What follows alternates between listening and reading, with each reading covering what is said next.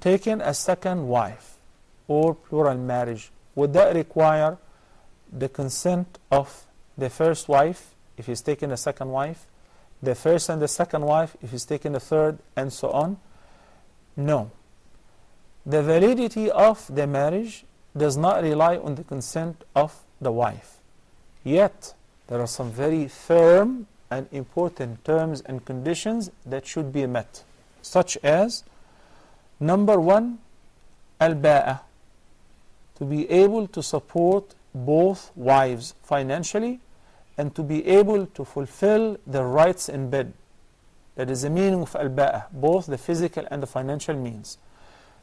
And there is another condition. These two conditions are the original conditions for getting married even for the first time. يا معشر الشباب من استطاع منكم الباءة فليتزوج ومن لم يستطع فعليه بالصوم فإنه له وجاء أي وقاء. If the person decided to take a second wife, then there is another condition which is very important. That is al-adala, to treat them equally, to be fair and just in their treatment. That's why Allah subhanahu wa ta'ala, when He limited the number of women who may be taken in marriage, in plural marriage, please mark down what I said. I said limited the number. Islam did not allow polygamy or plural marriages. Islam rather limited the number of the wives which a person may have at the same time. Ghilan, one of the companions, As-Sulami, was married to 10 women. When he accepted Islam and he came to the Prophet ﷺ to accept Islam, he said, you may keep 4 وَفَارِقْ سَائِرَهُنْ, and you have to divorce or separate the rest. The maximum number is 4. And it happened with more than one companion before, which indicates that Islam came to limit and restrict the number. In any case, if a person decided to do so, Allah subhanahu wa ta'ala says in Surah An-Nisa in ayah number 3, وَإِنْ خِفْتُمْ أَلَّا تُقْسِطُوا فِي الْيَتَامَى فَانْكِحُوا مَا طَابَ لَكُمْ مِنَ النِّسَاءِ مَثْنَى وَثُلَاثَ وَرُبَاعَ فإن خفتم ألا تعدلوا فواحدة أو ما ملكت أيمانكم ذلك أدنى ألا تعولوا.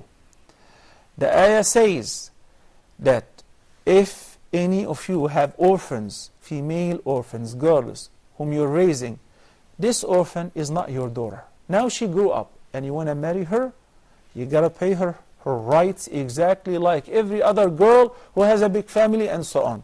Not because you adopted her or you supported her, you can take her in marriage without giving her any rights. No, do not take advantage of that. If you're not interested in giving her her rights, and if you think that she's not worth it, please find another wife somewhere else, other than the orphan. Masna wa thulatha wa ruba'. You're allowed to marry a second and a third and a fourth wife, with this very firm condition. فَإِنْ خِفْتُمْ أَلَّا تَعْدِلُوا فَوَاحِدَةً أَوْ مَا مَلَكَتْ أَيْمَانُكُمْ. Then one is enough. And remember that the Prophet ﷺ was married to Khadija radiallahu anha when he was 25 years old, and she was 40 years old. She was 15 years older than him, and she was his wife until she passed away, and he did not take another wife. Simply there was no need. Simply there was no need. So basically Islam allows it whenever the conditions are met, and whenever there are certain reasons that require so.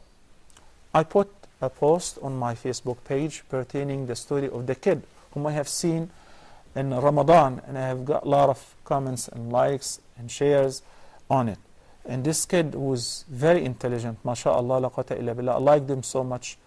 When I came to find out that he was memorized to half of the Quran and half of Al-Bukhari or Muslim and maybe 10 other books, very educated, and he was only 10 years old.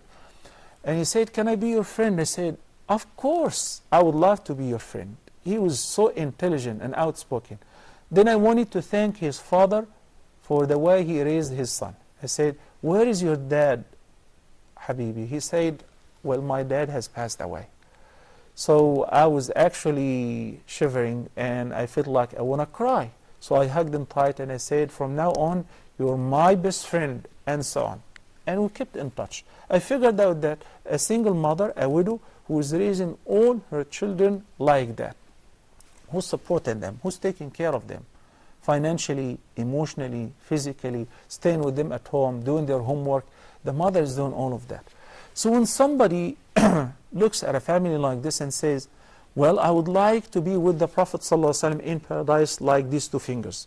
In the hadith, أَنَا وَكَافِلُ الْيَتِيمِ فِي الْجَنَّةِ كَهَاتَيْنِ, like these two fingers, very close, the index and the middle. How could one achieve so? How could I go to this widow's house and stay with them and look after their needs, take care of the kids, and check on whoever is sick amongst them, and if they have a finals to study with them, and support them financially while I'm very close? The solution is marriage. And who would really be interested in marrying a woman with 5 or 6 children? She's an older woman and have many kids. None. Maybe 1 or 2. And there is already a very high rate of unmarriageable, the unmarriageable rate of women and girls who are not being married. They have reached the marriageable age and they didn't get married yet. Now they're 30, 40, and 40 and above 40, and the number is on the rise. So when somebody who can afford to sponsor this family and he has a legitimate reason to enter into this house, look after the children, especially if there are girls, and he will feel that it is legitimate and it is halal. So this is one of the reasons. One of the reasons. We have some cases where the wife cannot conceive. These are live cases. And the family says, you got to divorce her. This is very common in India, in Pakistan, in Egypt, in Bangladesh, in the Arab world. Why? Because she cannot conceive. You know, if it was his fault, or medically he cannot, impregnate his wife, they would bury the case. But if it was a woman, oh, you have to divorce her to get married so that you have an offspring. You don't have to divorce her. You can get married again. It is legitimate. So Allah subhanahu wa ta'ala allowed what's good, and He prohibited what's bad and what's evil. May Allah subhanahu wa ta'ala guide us to what's best.